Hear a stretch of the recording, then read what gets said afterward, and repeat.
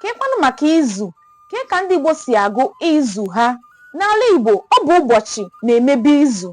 Ọ bụkwanụ mkpụrụ ụbọchị anọ na-emebe otu izu n'ala Igbo. Ka ndị Bekee si were nwee izu ụka, ka ndị Igbo si wee nwee izu.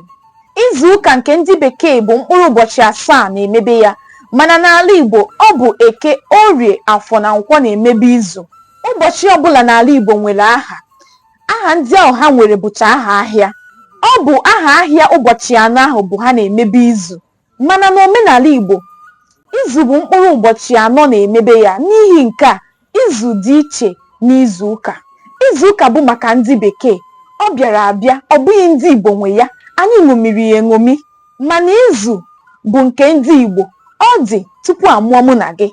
Ọ dịkwanụ tupu amụọ nna nna nna anyị ha. N'ala Igbo, izu abụọ pụtara mkpụrụ ụbọchị 8, ebe izu 3 pụtara mkpụrụ ụbọchị 12. Ọ bụzikwanụ izu 7 na-emebe otu ọnwa n'ala Igbo. Abịazie, izu 7 ndị Igbo pụtaziri 10 mkpụrụ ụbọchị 28, ya bụ 28 days. Mana n'ebe ndị Bekee nọ, ọ pụtara 10 mkpụrụ ụbọchị 30 maọbụ 31, nke bụ 30 or 31 days. Mana n'ala Igbo, ọ bụ 10 mkpụrụ ụbọchị 28 bụ 28 days. Otu ọnwa na izu pụtaziri 10 mkpụrụ ụbọchị 3 na 2, ya bụ 32 days.